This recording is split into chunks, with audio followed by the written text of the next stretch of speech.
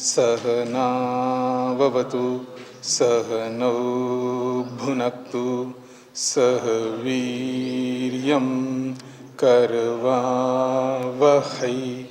तेजस्विनावधीतमस्तु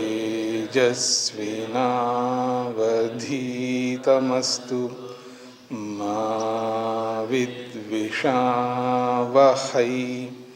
ओम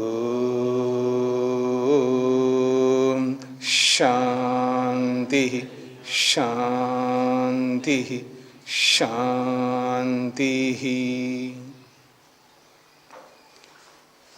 योग दर्शन की कक्षा संख्या 17 है। प्रथम पाद के 14वां सूत्र चल रहा है। पिछले प्रसंग में वृत्तियों की चर्चा हुई है। 5 वृत्तियों को बताने के उपरांत कहा है इन 5 वृत्तियों को कैसे रोके, उसका क्या उपाय है। तो 2 उपाय बताएं, अभ्यास और वैराग्य। और इन दोनों उपायों में जो पहला अभ्यास है उसकी चर्चा 13वें और 14वें सूत्र में की है। अभ्यास किसे कहते हैं? मन को स्थिर करने के लिए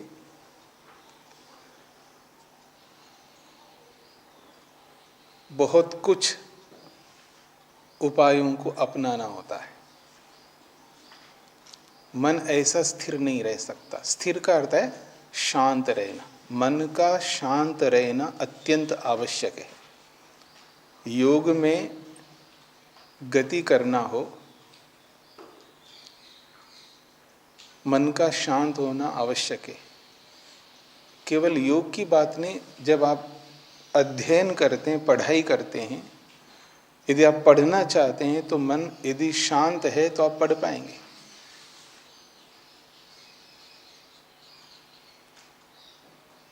एक उदाहरण देता हूँ। कुछ दिन के बाद कहीं जा सकते हैं आप, कुछ जा रहे हैं और कुछ यहाँ रह रहे हैं, ब्रह्मचारी। जो जाने वाले तो जाने की तैयारी कर रहे होते हैं, रहने वालों को क्या करना होता है? अपनी पढ़ाई करो। नहीं कर सकता वो नहीं कर सकता। क्यों? क्योंकि उसका मन अशांत है, चंचल हो रहा है। वो जाने वालों को देख रहा है, चहल पहल हो रहा है, वो शांत नहीं रह सकता। तो मन को शांत किए बिना आप पढ़ाई नहीं कर सकते। और मन शांत हो सकता है प्रसन्नता से। प्रसन्न हुए बिना मन शांत नहीं हो सकता। और मन प्रसन्न होता है नियमों के पालन करने से। जो यथार्थता है, नियम क्या होते हैं? यथार्थ होते हैं, सिद्धांत होते हैं।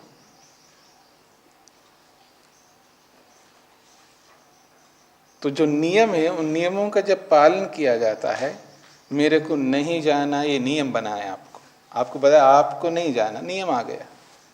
उसको स्वीकार करना है, मन को शांत करना है और उस नियम का पालन करना है, तो आपका मन शांत रहेगा। तो आप आराम से पढ़ेंगे। जा रहे हैं तो जाने दो ना, मेरे को तो पढ़ाई करनी है।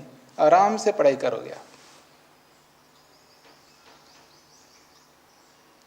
जब झूठ बोलने की स्थिति आती है, जब झूठ बोलता है, याद रखना मन शांत नहीं रहता। शांत होकर के कोई भी झूठ नहीं बोल सकता। शांत होकर के कोई भी हिंसा नहीं करता, झगड़ा नहीं करता। शांत होकर के कोई झगड़ा करता है क्या? जो गुस्सा करता है व्यक्ति, वो शांत होकर के थोड़ा करता है। जो ईर्ष्या करता है, चुगली करता है, निंदा करता है, वो शांत होकर के नहीं करता, वो अशांत रहता है। तो अहिंसा का पालन है, सत्य का पालन है, अस्तेय का पालन है, ब्रह्मचर्य का पालन है, अपरिग्रह का पालन है, शौच का पालन है, संतोष का पालन है। इन सब का पालन तभी हो जाएगा जब आप शांत रहोगे, मन को प्रसन्न रखोगे। तो मन की स्थिरता बनाए रखने के लिए जो यत्न किया जाता है, जो मेहनत किया जाता है, यम नियमों का जो पालन किया जाता है,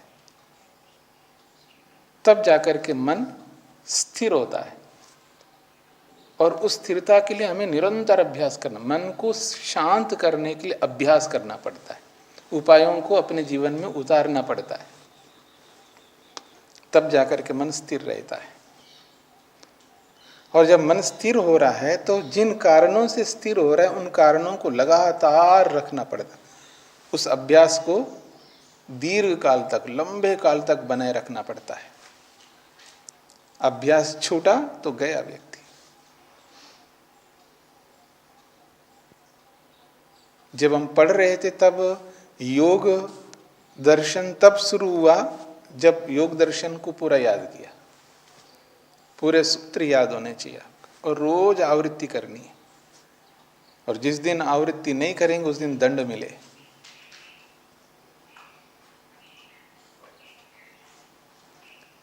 तो ये जो अभ्यास है, जिन उपायों को अपना करके मन को शांत करते हैं, उस अभ्यास को निरंतर करना होता है, लंबे काल तक करना होता है। इसके लिए अपार धैर्य चाहिए, इसके लिए संतोष चाहिए।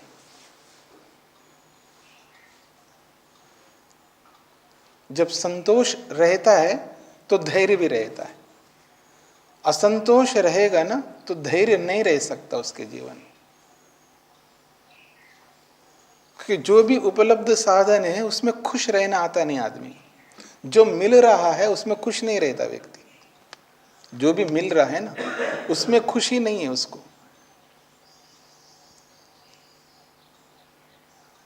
ये भी चाहिए, वो भी चाहिए, ऐसा चाहिए, वैसा चाहिए, शिकायतें रहती उसकी। तो जो भी प्राप्त हो रहा है उसमें खुश रहना यदि सीखता है व्यक्ति, तो समझ लीजिएगा वो व्यक्ति शांत रहेगा और धैर्य को साथ में रखेगा। जब खुश नहीं है, संतोष नहीं है, धैर्य रह ही नहीं सकता। और जब धैर्य नहीं है वो दीर्घ काल तक अभ्यास नहीं कर सकता, छोड़ देगा। दीर्घ काल तक अभ्यास करने के लिए धैर्य की आवश्यकता है और धैर्य के लिए संतोष की आवश्यकता है। और दीर्घ काल तक करते रहना, उसके साथ में निरंतरता बनाए रखना, नागा नहीं रखे, ये बहुत बड़ी बात है। यहीं पर हम असफल होते हैं। लंबे काल तक तो अभ्यास कर रहा होता है व्यक्ति, लेकिन वो निरंतरता नहीं रखता है व्यक्ति।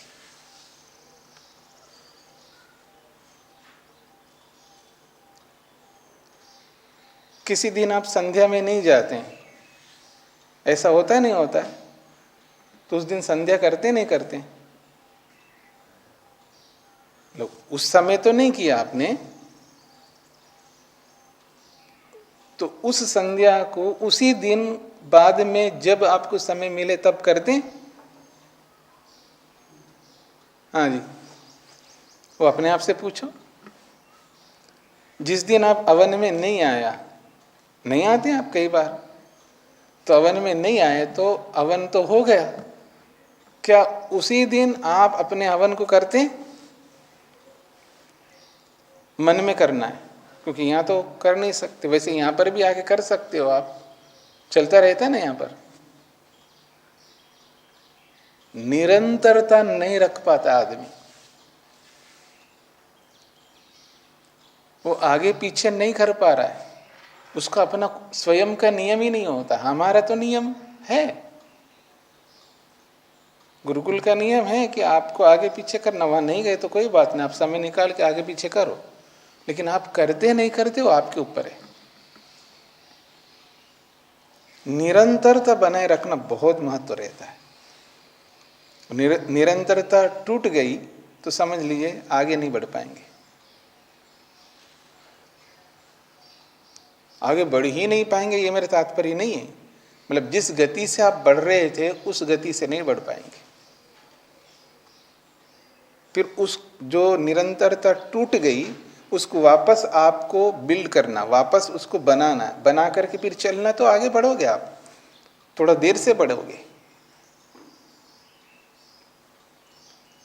लेकिन आदमी का जो स्वभाव है, अरे छूट गया बस, छूट गए तो छूट गए बस, गया, अब क्या है, अब तो नहीं करते हैं, हो गए ना, हो गए। ऐसा नहीं।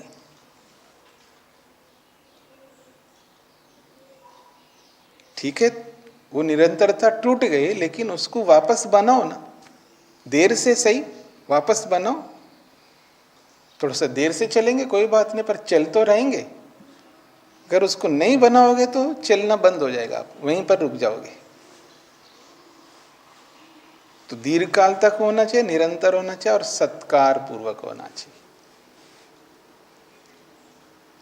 जिस अभ्यास को हम कर रहे होते हैं उस अभ्यास में यदि तप नहीं है तो वो अभ्यास रह जाएगा, आपका व्यर्थ हो जाएगा। तप का मतलब होता है दुख, सीधा अर्थ। तप का अर्थ होता है दुख, और कुछ नहीं होता है। तपस्या में दुख होता है और उस दुख को सहन करना होता है। ज्यादा सर्दी लग रही तो आपको दुख होता नहीं होता है?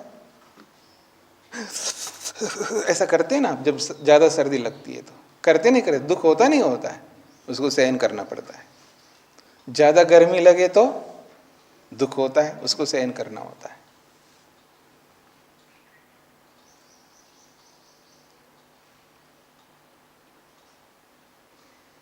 आप मेरी कक्षा में पानी नहीं पी सकते। आप याद रखना, ये ला के रखते हो ना अपना अपना बोतल, नहीं पी सकते आप। तब करना पड़ेगा आपको, प्यास को रोकना होगा आपको। ये क्या बात हो गई, प्यास लगे तो ये कोई बात है क्या भला? ये कैसी कक्षा होती है? ऐसी होती है जी हमारी तो। ना हम पिएंगे ना आपको पिलाएंगे, इसलिए यहां से हटवाया मैंने। तब करो। देखो, रोगी हो आप तो मेरे कोई मतलब नहीं, रोगी तो आप कुछ भी करिएगा। अब रोगी नहीं है तो आप पी नहीं सकते, कक्षा से पहले पी के आओ ना। भाई आपको प्यास लगे तो कक्षा से और 1 घंटा तक आपको बीच में पानी नहीं पी सकते। तब करना, प्यास लगे तो रोको उसको, भूख लगे तो रोको उसको। लक्ष्य के लिए धर्मपूर्वक दुख को सहन करना, लक्ष्य की पूर्ति के लिए धर्मपूर्वक दुख को सहन करना, यह है तप। सर्दी को, भूख को, प्यास को। और अगर आपकी कोई बुराई करता है, सुनो, प्रतिक्रिया मत करना, सहन करना। अपमान हो रहा है आपका तो सहन करो।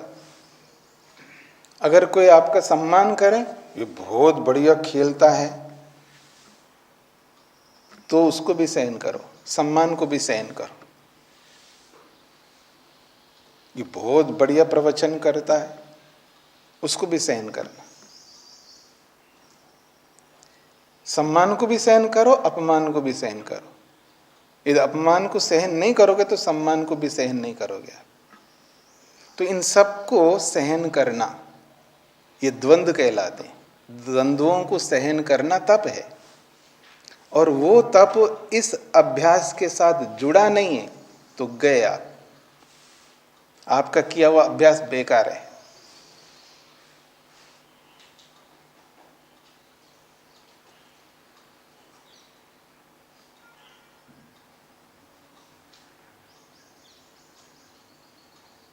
आपको एक काम देता हूं, ये सारे मतलब ये सारी दरियां हटाना है, ये आसन हटाना है, सब हटाना, बाहर कर देना है।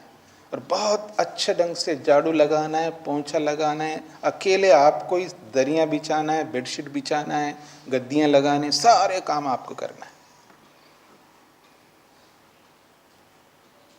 एक भी दूसरा सहयोगी नहीं ले सकते आप। करते जाओ। क्या मान के करो? तप मान के करो। ज्यादा कष्ट होता है ना, ज्यादा करना पड़ रहा है ना आपको, दुख होता है।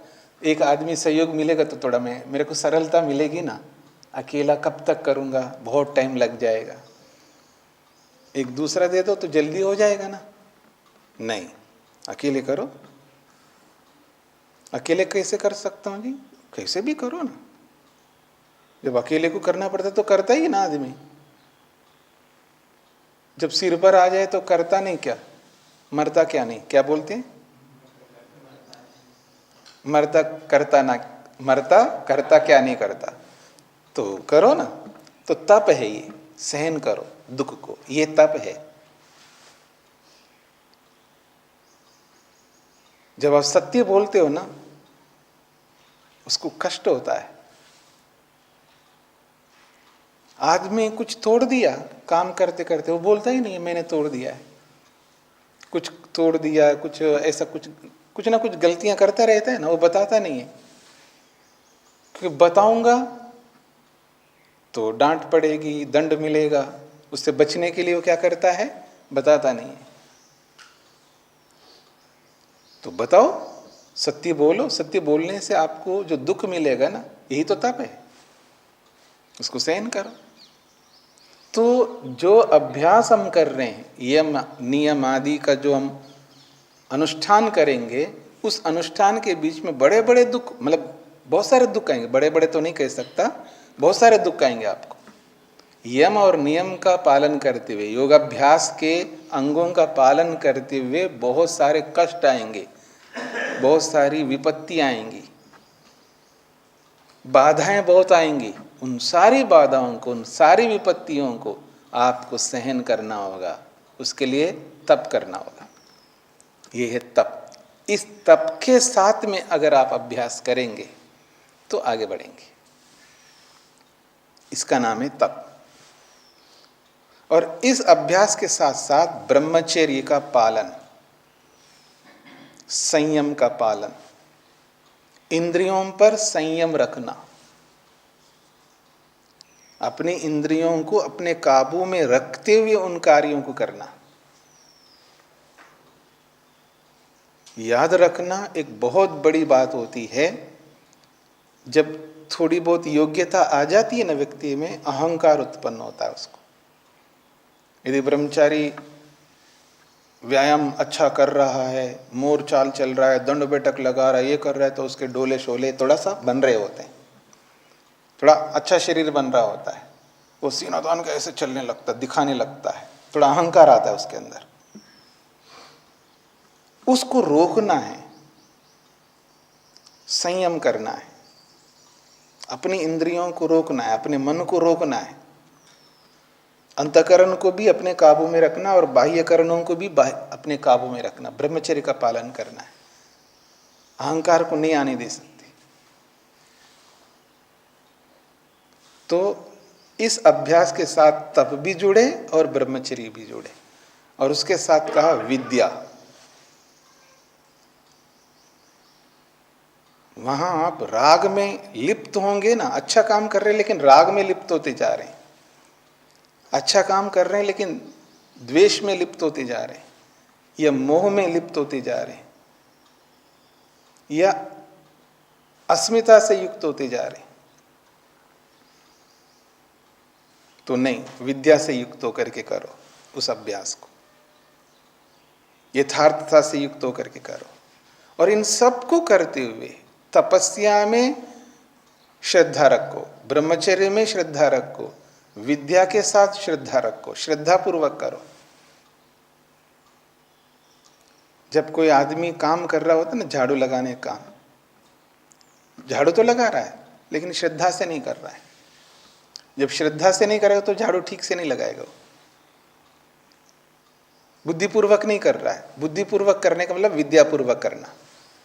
जब बोला जाता है ना, जब बुद्धिपूर्वक काम करो, आप क्या कैसे कर रहे हो, आप थोड़ा बुद्धि लगाओ, इसका मतलब है विद्या से करो। बुद्धिपूर्वक उस कार्य को करना होता है।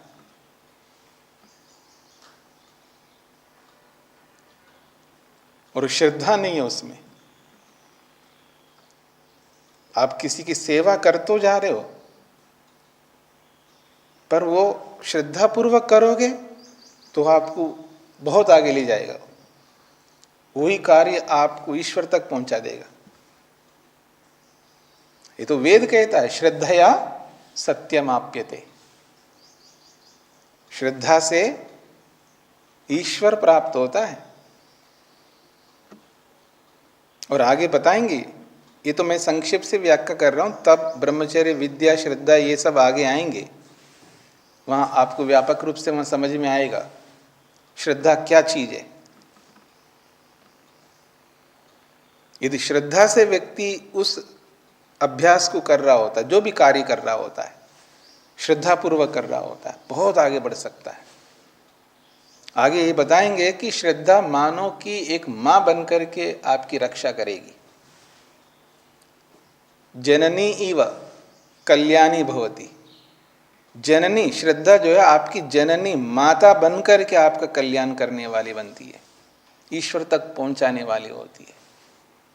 तो ये 4 बातें हैं, तप पूर्वक, ब्रह्मचर्य पूर्वक, विद्या पूर्वक और श्रद्धा पूर्वक अभ्यास यदि हम करते हैं, यम नियमों का पालन निरंतर तप पूर्वक, ब्रह्मचर्य पूर्वक, विद्या पूर्वक, श्रद्धा पूर्वक करते हैं, बिना नागे के करते हैं, निरंतरता से करते हैं, लंबे काल तक करते हैं, तब जाकर के सत्कारवान,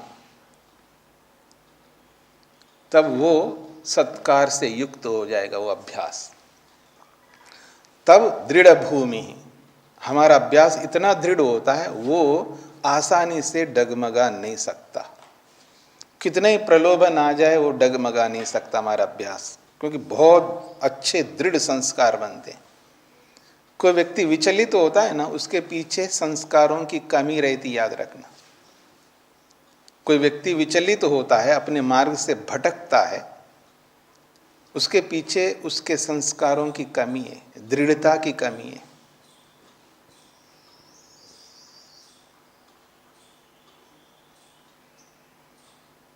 यदि आदमी कोई काम कर रहा हो तो उसको बोला जाए जी सब पी रहे तो आज शैंपियन पियो, थोड़ा सा बियर पियो, क्या फर्क पड़ता है, ये तो बहुत कम अल्कोहल होता है इसके अंदर, सब पी रहे हैं, बॉस कह रहे हैं आपको पियो ना। कैसे आप इंक्रीमेंट कैसे मिलेगा, प्रमोशन कैसे होगा आपका, क्या काम करते हो आप, ऐसे थोड़ा होता है। सबके साथ चलो भाई, पिसड्डी बन करके क्यों जीते हो, आगे चलो, सबके साथ चलो, कंधे पे कंधे मिला करके चलो, कर लेगा वो तो कहने की भी जरूरत नहीं है, उस माहौल में जा रहा है तो करेगा ही। कारण संस्कारों की कमी, दृढ़ता की कमी, यही आप करेंगे। मैं ये नहीं कह रहा हूं आप शराब पिएंगे, लेकिन जब समाज में जाओगे तो संध्या, कोई बात नहीं, संध्या देख लें, कोई बात नहीं, रोज करते हैं, आज नहीं करे तो क्या फर्क पड़ेगा। संस्कारों की कमी, अभ्यास की कमी, संध्या छोड़ सकते, हवन छोड़ सकते आप, पता नहीं और क्या क्या छोड़ सकते हैं आप। इसलिए कहा जा रहा है दीर्घ काल तक, बड़े लंबे काल तक करना है। जब तक प्रयोजन की सिद्धि नहीं होती तब तक अभ्यास करते जाओ और निरंतरता बनाए रखो, और उसके साथ तब ब्रह्मचर्य, विद्या और श्रद्धा के साथ करो, तब जाकर के दृढ़ भूमि, वो इतना दृढ़ हो जाता फिर उसको कोई डगमगा नहीं सकता, फिर कोई उसको विचलित नहीं कर सकता। एक आदमी का मैंने इंटरव्यू सुना, बड़ा आदमी है, उसको पूछा गया कि आपको 1000 रुपये दूंगा तो आप ये बर्फी खाओगे? नहीं खाऊंगा। 10,000 दूंगा तो नहीं खाऊंगा। 1 लाख दूंगा तो नहीं खाऊंगा। 1 करोड़ दूंगा नहीं खाऊंगा।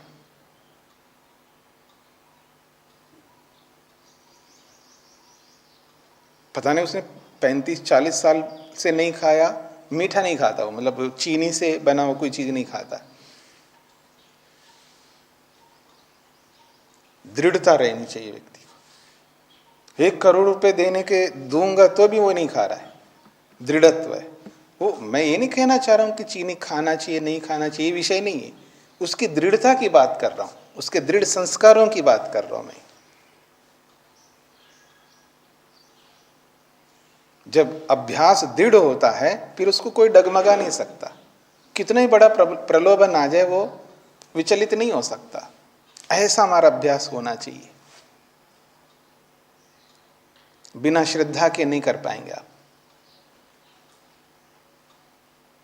श्रद्धा साथ में बहुत आवश्यक है, विद्या साथ में बहुत आवश्यक है। इसलिए 4 चीजें इसलिए रखी है, बहुत महत्वपूर्ण है। इस पर विशेष चिंतन करो, मनन करो, आपको पता लगेगा। इसलिए कहा व्युत्थान संस्कारेण द्रागित्येव अनभिभूत विषय इत्यर्थ। व्युत्थान संस्कारेण, ये जो व्युत्थान के संस्कार है, विपरीत संस्कार, इस अभ्यास के विपरीत अभ्यास जो हमारे जीवन में बने हुए हैं पहले के, रूप रस गंध स्पर्श शब्द आदि विषयों के जो रागात्मक संस्कार है, द्वेषात्मक संस्कार है, लोभात्मक संस्कार है, अहंकार के संस्कार है, ईर्षा द्वेष के संस्कार है, लड़ाई झगड़े के संस्कार है, लापरवाह के संस्कार है, आलस्य के संस्कार है, ऐसे दुनिया भर के गलत संस्कार हमारे मन के अंदर बैठे हुए हैं, वो है व्युत्थान संस्कार। वो इस योग के विरुद्ध संस्कार है, योगाभ्यास के विरुद्ध संस्कार है। उन विरुद्ध संस्कारों से वो द्रागित्येव अनभिभूत विषय, वो शीघ्रता से वो संस्कार उसको दबा नहीं सकते, वो विचलित ही नहीं हो सकता, उसको कोई अंतर ही नहीं आता है, वो ध्यान ही नहीं जाता है। आप बोलते रहो। कभी देखा आपने गांव में हाथी को जाते हुए? महावात जो है हाथी को लेके जा रहा होता है, ए भगवान, उसके पीछे इतने कुत्ते भौंकते रहते हैं, वो एक बार भी पीछे मुड़ करके नहीं देखता, वो अपने चाल में चलता रहता आगे, उसको कोई फर्क नहीं पड़ता है।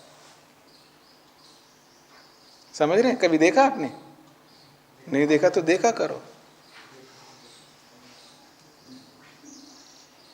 यानी मतलब आपके सिर पर कोई बैठ के नाचेगा तो भी आपको कोई फर्क नहीं पड़ता है। एक ब्रह्मचारी दूसरे ब्रह्मचारी के सिर पर बैठ के नाचे ना, तो विचलित ना हो। एक पति पत्नी के ऊपर बैठ के नाचे या पत्नी पति के ऊपर बैठ के नाचे, एक शिष्य गुरु के ऊपर बैठ के भी नाच सकता है और एक गुरु शिष्य के ऊपर बैठ के भी नाच सकता है, लेकिन विचलित ना हो। इतना दृढ़ संस्कार उसके योग के बनते हैं, इस अभ्यास के बनते हैं, इस निरंतरता के बनते हैं, इस तप ब्रह्मचर्य विद्या और श्रद्धा के बनते हैं। तब जाकर के व्यक्ति आगे कुछ पा सकता है। इतना आसान नहीं है। आप कुछ भी करते रहो, कैसे भी जीते रहो और भगवान को प्राप्त कर लो, इतना आसान नहीं है, किसी के लिए नहीं है। ये नियम सबके लिए एक समान है, यहाँ कोई विकल्प नहीं है, यहाँ पर कोई विकल्प नहीं है, सबके लिए एक जैसा नियम है। आपको ईश्वर के रिश्तेदार निकल गए जी, इसलिए इसको जल्दी टिकट दे दिया, ऐसा नहीं है। वहाँ पर ईश्वर के लिए सब एक समान है, सबके लिए एक ही नियम है। ये इसका तात्पर्य है। अच्छा बताइए, देखते हैं आपसे, विकल्प वृत्ति किसको कहते हैं? सूत्र का अर्थ कौन बताएंगे आप में से? हाँ जी बताइए। सूत्र के अनुसार बताना है, सूत्रार्थ बताना है। शब्द ज्ञानानुपाती वस्तु शून्यो विकल्पः, अर्थात शब्द से तो व्यवहार हो रहा है, ज्ञान हो रहा है, परंतु कुछ वस्तु के रूप में हो, उस रूप में नहीं, वस्तु के रूप में वो शून्य है। इसको आप इस तरह भी बोल सकते, शब्द उस शब्द का ज्ञान है, वो शब्द जिसके लिए बोला जा रहा है वो कोई वस्तु नहीं है, क्योंकि शब्द किसी वस्तु के लिए होता है। समझने का प्रयत्न करना, शब्द का जो प्रयोग है वो शब्द किसी न किसी वस्तु के लिए प्रयोग किया जाता है। शब्द है और उस शब्द का ज्ञान भी हो रहा है, लेकिन वो शब्द किसी भी वस्तु के लिए नहीं है, अर्थात वस्तु है ही नहीं है। बिना वस्तु के शब्द है और उसका ज्ञान हो रहा है, लेकिन वृत्ति ऐसी बनती है कि कोई वस्तु हो, कोई वस्तु है, ऐसा वृत्ति बनती है। इसको कहते हैं विकल्प। ठीक है ना?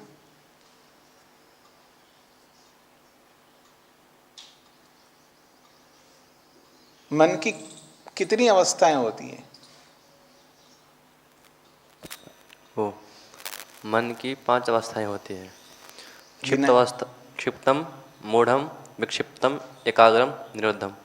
अच्छा, निरुद्धम का मतलब क्या होता है? सारी वृत्तियों का निरोध हो जाना अर्थात असंप्रजात समाधि। अच्छा, ठीक है। एकाग्रम का क्या अर्थ होता है कमल जी?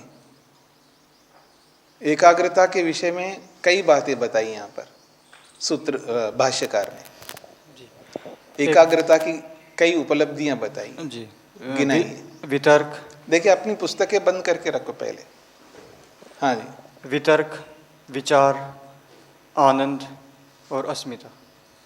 ये तो एकाग्रता की समाधियां बता रहे हैं आप, जी मतलब 4 समाधियां होती है बताए, लेकिन एकाग्रता की कुछ उपलब्धियां भी बताइए। हाँ, उसमें एक तो यह था कि क्लेश जो है नष्ट हो जाते हैं, शिथिल हो जाते हैं। और दूसरा था कि उसमें संप्रजा समाधि तो लगती ही है।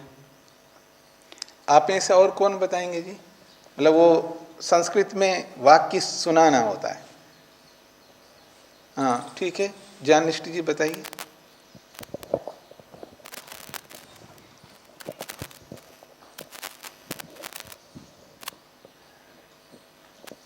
ओम क्लेश बंधनानि श्लथयति कर निरोधाभिमुखम करोति। अभी 2 स्मरण संस्कृत में 2 स्मरण आ रहे हैं, हिंदी में उसको बता सकते हो? हाँ हिंदी में बता। जब हिंदी में बता सकते आप तो वैयाकरण हो, उसी हिंदी को संस्कृत बना करके नहीं बोल सकते आप। मतलब वो वाक्य उस अपने वाक्य में बोलिए, संस्कृत में देखते हैं। अब तो वैयाकरण हो, अपने अपने वाक्य बना करके भी बोल सकते हो ना।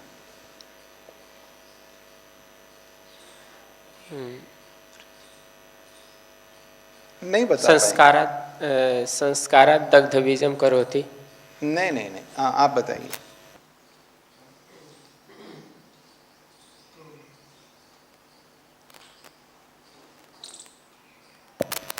ओम सद्भूतम अर्थम प्रद्योति हाँ प्रद्योतयति क्षुणति च क्लेशा। रुकिए, पहली उपलब्धि बताए सद्भूतम अर्थम प्रद्योतयति। हाँ जी। क्षुणति च क्लेशान। दूसरी उपलब्धि बताए क्षिणोति च क्लेशान। हाँ जी। तीसरी कर्म बंधनानि श्लथयति। तीसरी उपलब्धि है कर्म बंधनानि श्लथयति। और चौथी उपलब्धि है निरोधम अभिमुखम करोति। ये 4 उपलब्धियां बताई। संप्रज्ञात योग इति आख्यायति। हाँ वो आगे की बात है। तो ये 4 उपलब्धियां हैं। तो आप संस्कृत पढ़ने वाले तो संस्कृत में ये तो बहुत महत्वपूर्ण बात है, इनको तो याद रखना चाहिए आपको।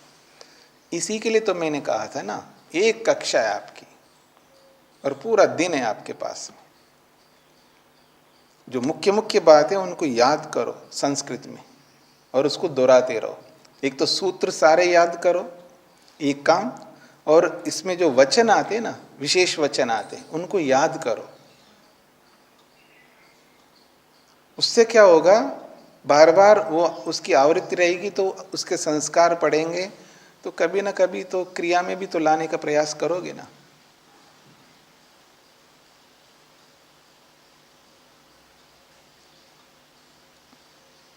ब्रह्म प्रकाश जी बताए आत्मा का स्वरूप क्या बताया है योग ने? ब्रह्म प्रकाश जी बताएंगे आत्मा का स्वरूप क्या बताया।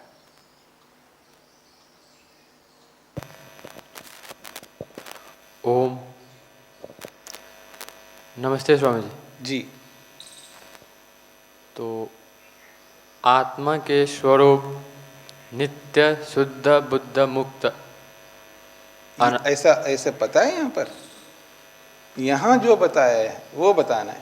योग में अब तक आपने जो पढ़ा है उसमें आत्मा का क्या स्वरूप बताया। हाँ जी अक्षय जी। ओम स्वामी जी, आत्मा पृथक तो है, भिन्न है प्रकृति से। संस्कृत वदतु किम किम उक्तमस्तु अत्र शास्त्रे किम उक्तमस्ति? वाक्यं न स्मरति। का न स्मरति? अहम न स्मरामि या भवान न स्मरति? अहम न स्मरामि। हाँ तो एवं वदतु ना। अच्छा, और कौन बताएंगे? अच्छा, देखो माता जी, आप लोगों को लगता नहीं है जो उत्तर आप नहीं दे पाते हैं तो कोई दूसरे देते हैं, तो आपको नहीं लगता तो हम कैसे हैं ब्रह्मचारी होकर के हम उत्तर नहीं दे पा रहे हैं? थोड़ा सा जगाओ ना अपना अहंकार को। हाँ जी माता जी। चित्तशक्ती अपरिणामिनी अप्रतिसंक्रमा दर्शित विषया शुद्धाचा अनंताचा। हाँ, ये आत्मा का स्वरूप बताया। चिति शक्ति ही अपरिणामिनी अप्रतिसंक्रमा दर्शित विषया शुद्धा च अनंता, ये इसका स्वरूप बताया। ये याद रखना चाहिए। ये भी भूल जाएंगे तो फिर आप क्या पढ़ रहे हैं? इन्हीं को तो, यही तो काम करना है आपको। रोज जो मुख्य मुख्य बातें आई उनको याद करना है।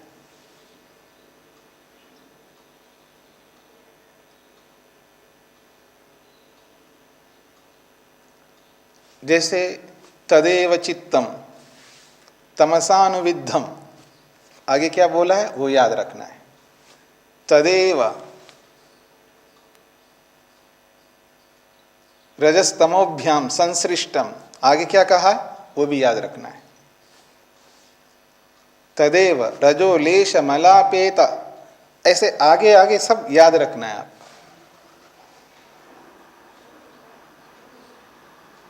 याद है आपको? अच्छा बोलो।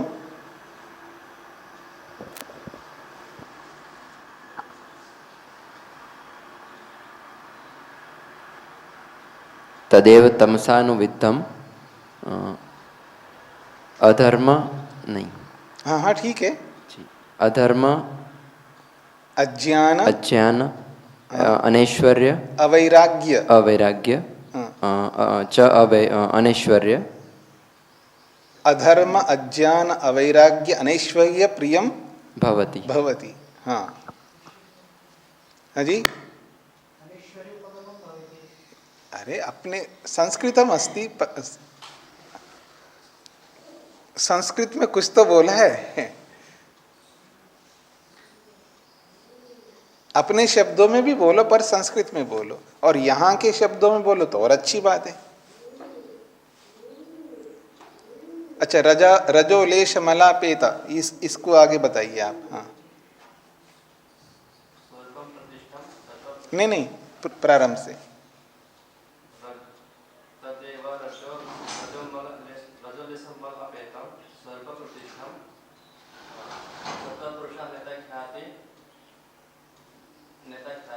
मात्रम,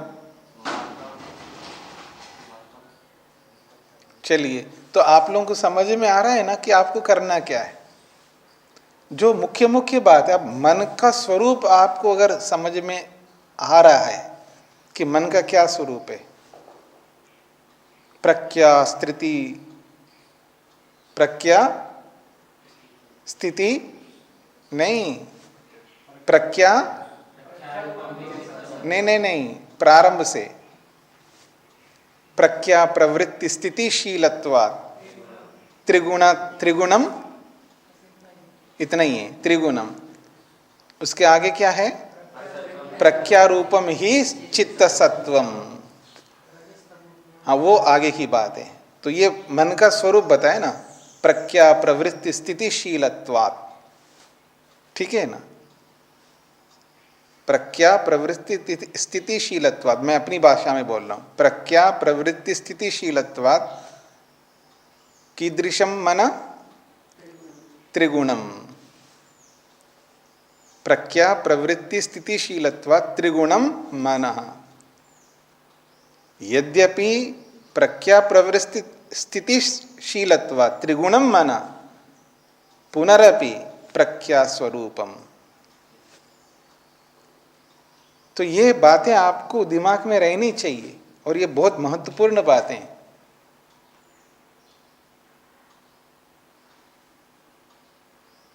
अभाव प्रत्यालंबना वृत्तिर निद्रा, सूत्रार्थ आप बताइए।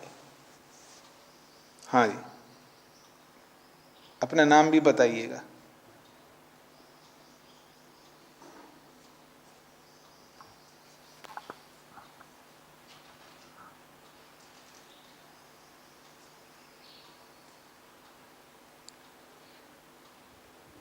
नाम तो बताइएगा। नमस्ते जी, मेरा नाम धवल है। फिर बोलिए। मेरा नाम धवल है। धवल जी जी, हाँ बोलिए।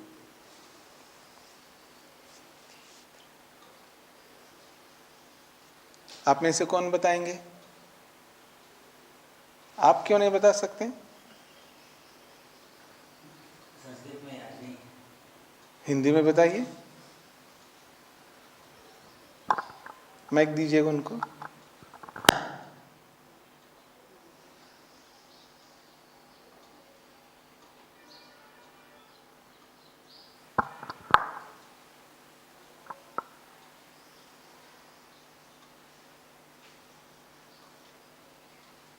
क्या हुआ?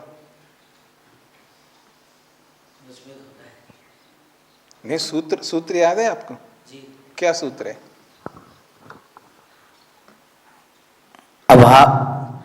अभाव प्रत्यय आलम्बना वृत्ति ही निद्रा। हाँ, अब जब सूत्र याद है आप तो हिंदी में बता दो।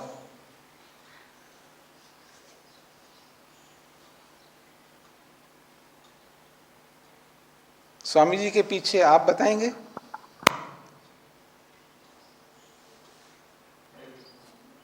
इसका मतलब आपको रोज पूछना पड़ेगा आपको।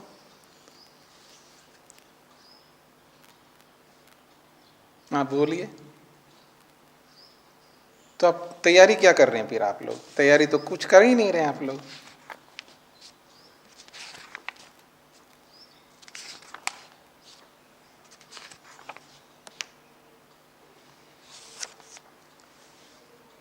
आप बताएंगे?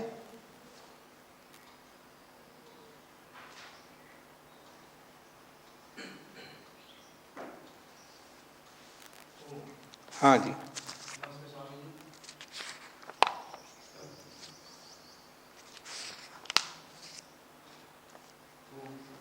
वैसे बोलिए। स्वप्न और जागृत अवस्था के अभाव में जो वृत्ति की अनुभूति होती है, उसका जो आश्रय लेने वाली वृत्ति होती है, उसको निद्रा वृत्ति कहते हैं। फिर बोलिए।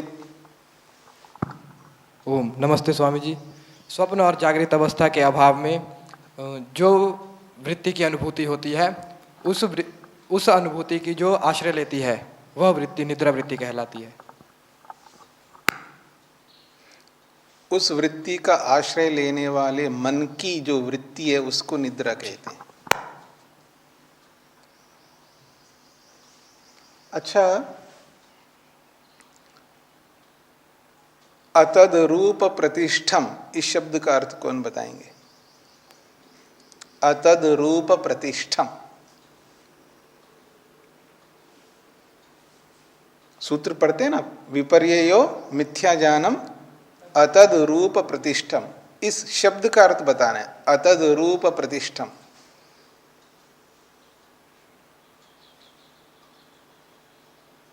बता देंगे आप? बताइए। अपने स्वरूप को भूल जाता है। कौन? जीवात्मा। ये इसका अर्थ होता है अतद रूप प्रतिष्ठम का। अपने स्वरूप को भूल जाता है। वही अतद रूप प्रतिष्ठम का अर्थ ये है। अक्षय जी बताइए। ओ, जैसा अनुभव करता है उसी में स्थित हो जाता है। जैसा हमें ज्ञान होता है उसी को ही अपना मान लेता है, उसमें और अपने में भेद नहीं कर पाता है। अब किस शब्द का अर्थ बता रहे हैं? वृत्ति सारूप्यम का अर्थ बता रहे हैं या अतद्रूप प्रतिष्ठम का अर्थ बता रहे हैं? अब किस शब्द का अर्थ बता रहे हैं? अथारूप प्रतिष्ठम। तो आप अर्थ बता रहे हैं वृत्ति सारूप्यम का, ऐसा ही है ना? वृत्ति सारूप्यम का अर्थ बता रहे हैं। मैंने वृत्ति सारूप्यम का अर्थ नहीं पूछा, अतद रूप प्रतिष्ठम का अर्थ पूछा है।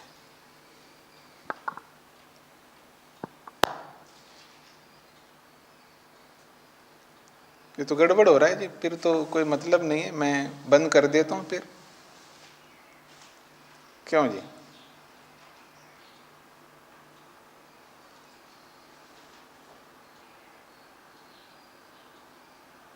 अपने शब्दों में भी बताओ आप, चलो अतद्रूप प्रतिष्ठम अपने शब्दों में बताइए। फिर ये आएगा कि अपने रूप में वो स्थित है। कौन अपने रूप में स्थित है? जीव, आत्मा अपने स्वरूप। इसका अर्थ ही नहीं है ना। और कौन बताएंगे जी आप में से? हाँ आप बताइए। मैं एक नहीं, आप बताइए। मैं एक व्यवस्था नहीं कर रहे ना, तो आप अपने आप ऐसे बताइए। वो अपने स्वरूप में स्थिति नहीं है, विपरीत जो मिथ्या ज्ञान है अपने स्वरूप में स्थिति नहीं है। कौन? ज्ञान। हाँ जी आप बताइए। जो वस्तु जैसी है उस वस्तु के रूप को वैसा प्रतिष्ठित नहीं करता, वो अतद्रूप प्रतिष्ठित। जो वस्तु जैसी नहीं है, जो वस्तु जैसी है उसके रूप को वैसा प्रतिष्ठित नहीं करता, दूसरे रूप में प्रतिष्ठित करता है। जो वस्तु जिस स्वरूप में रहती है वो वस्तु को उससे विपरीत स्वरूप को दिखा रहा होता है। वो ये आत्मा की बात नहीं हो रही है, ये आत्मा की, ये मिथ्या ज्ञान की बात हो रही है। किसी भी वस्तु का ज्ञान करना है हमको। सांप को देखा है तो सांप सांप के रूप में है अंधेरे में, उसको मैं रस्सी के रूप में देख रहा हूं। ये जो मिथ्या ज्ञान जो है वो क्या कर रहा है, जो वस्तु जिस रूप में है उसको विपरीत स्वरूप में दिखा रहा है। इसी को तो मिथ्या ज्ञान कहते हैं ना। अतस्मिन् तदिति ज्ञानम। कैसा ज्ञान है? अतस्मिन् तदिति ज्ञानम। जो वस्तु जिस रूप में नहीं है उसको दूसरे स्वरूप में समझ रहा है व्यक्ति। सांप के स्वरूप में है ना, वो तो सांप है, लेकिन मैं उसको किस रूप में समझ रहा हूँ? रस्सी के रूप में समझ रहा हूँ। अथवा सामने रस्सी है, रस्सी के रूप में नहीं समझ रहा हूँ, उसको सांप के रूप में समझ रहा हूँ।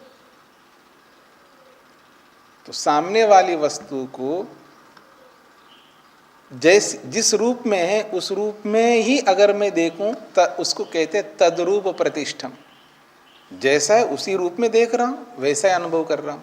और जो वस्तु जिस रूप में उस रूप में अनुभव नहीं कर रहा हूं, विपरीत रूप में अनुभव कर रहा हूं।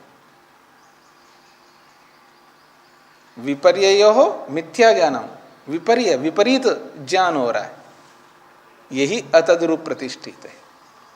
ये अतद्रूप ज्ञान है। स्पष्ट हो गया? और क्या पूछूं मैं आपसे?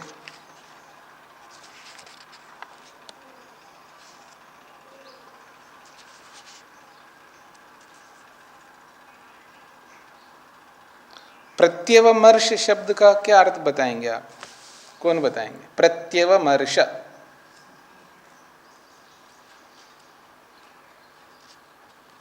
हाँ जी स्वामी जी।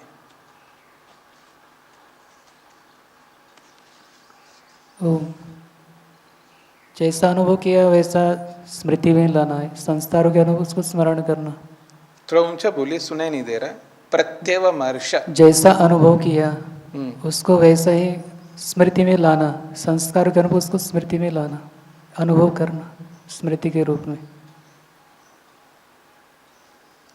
एक शब्द में बताइए प्रत्यवमर्श का क्या अर्थ होता है? स्मृति। हाँ ये बात हुई ना। प्रत्यवमर्श का अर्थ है स्मृति।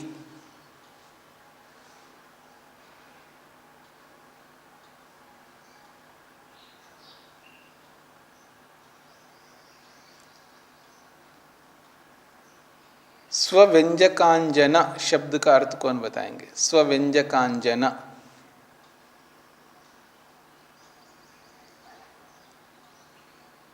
मतलब एक दो व्यक्ति हाथ खड़ा कर रहे हैं, ये तो आपको तैयारी करना है। हाँ जी माता जी। अपने उद्बोधक से प्रकट होना। अपने उद्बोधक से उद्बुद्ध होना, अपने उद्बोधक कारण से, अपने निमित्त से प्रकट होता है। स्वव्यंजक का मतलब है अपने उद्बोधक कारण से, अर्थात जो प्रकट हो रहा है वो ऐसे नहीं प्रकट हो सकता, उस प्रकट होने के पीछे कोई कारण चाहिए।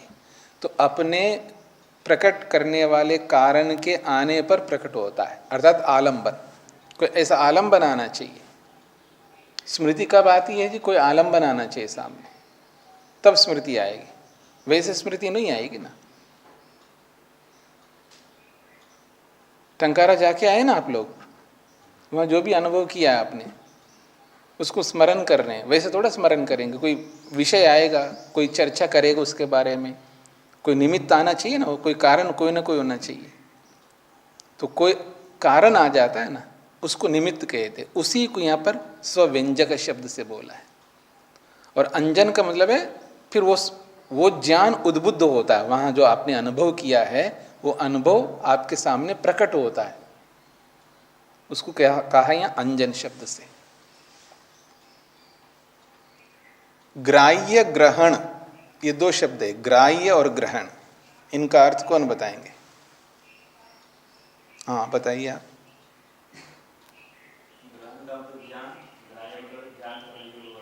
हाँ ठीक बात है। भावित स्मर्तव्य का क्या अर्थ होता है? भावित स्मर्तव्य, हाँ जी ब्रह्म प्रकाश जी।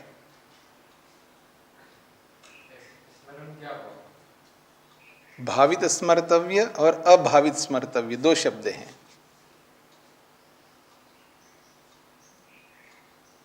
हाँ जी अक्षय जी।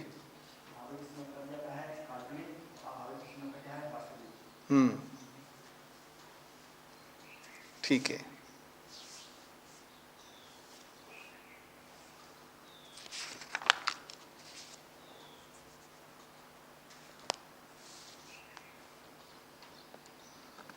तो आप सूत्र संख्या 9 निकालिए।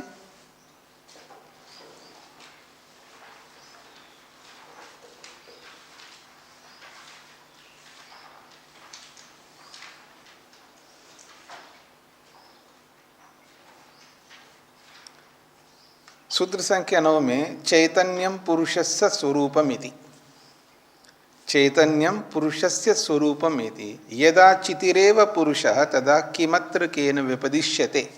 ज्ञानिष्ठ जी इसका अर्थ बताइए तद यथा से।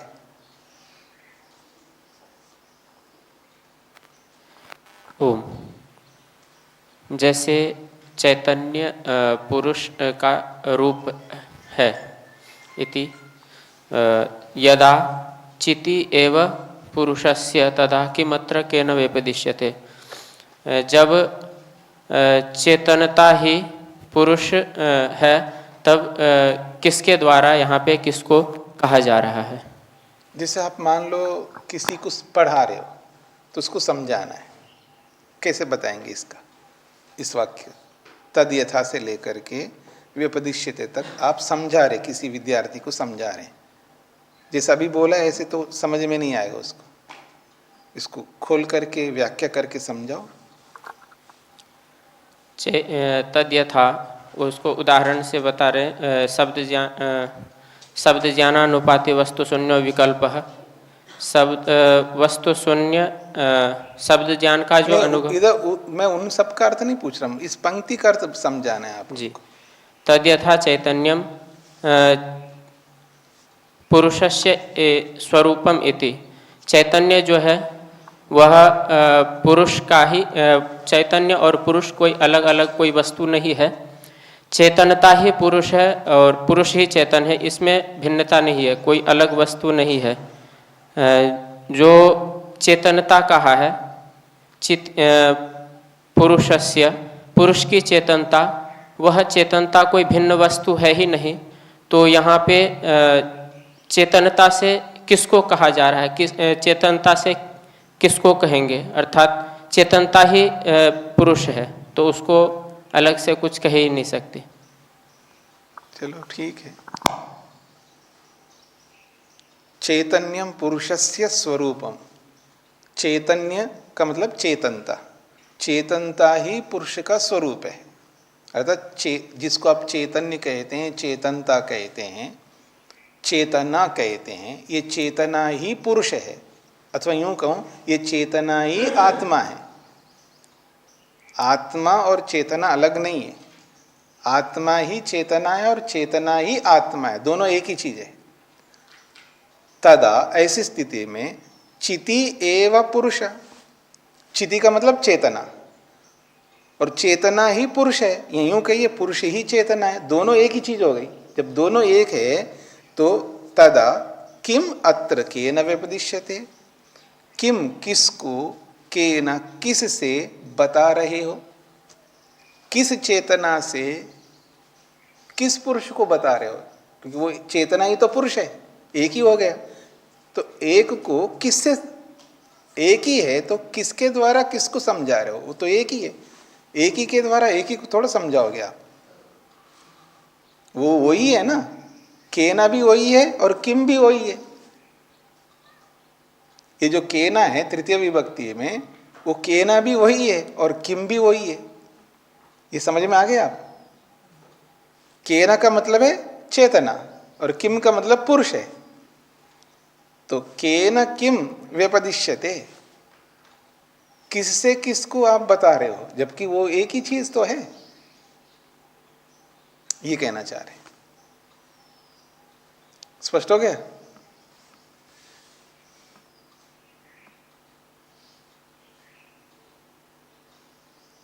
निष्क्रिय पुरुषः, इसको समझाना है स्वामी जी।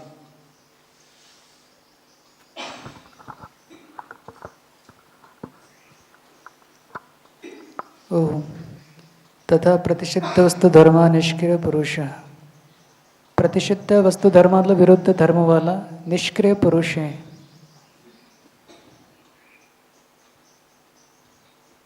तिष्ठति बाण, प्रतिषिद्ध वस्तु धर्मो निष्क्रिय पुरुषः, एक वाक्य हो गया जी।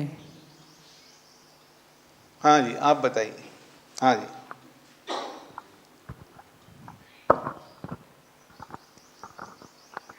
अर्थात जो पुरुष है उसमें ऐसा कोई नहीं है कि उसमें कुछ जुड़ा हुआ है या उसमें कुछ अन्य धर्म है, जैसे कि चेतनता उसमें कुछ जुड़ी हुई हो, ऐसे कुछ वो नहीं है, वो निष्क्रिय है, अर्थात वो केवल पुरुष ही है।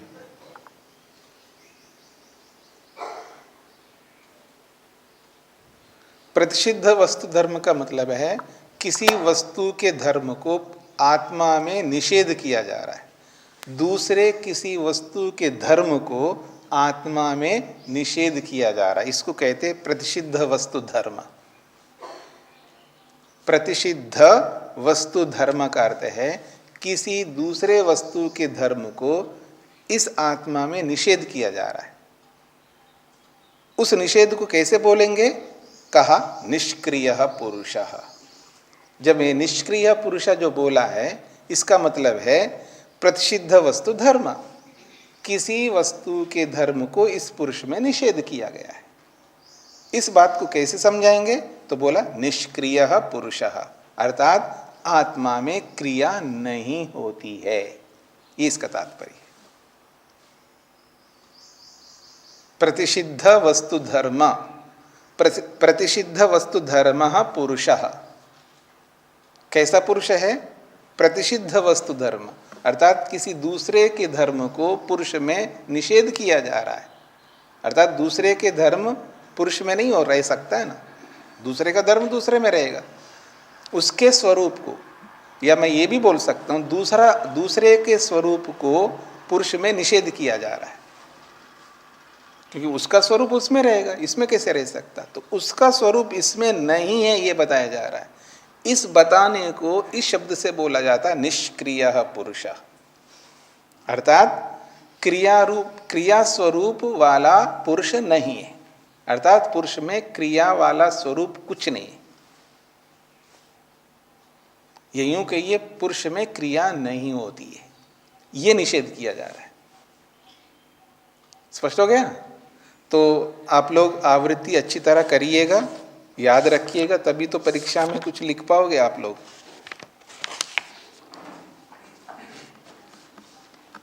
दो दिन का अवकाश रहेगा, कल परसों। ओ शांति शांति शांति।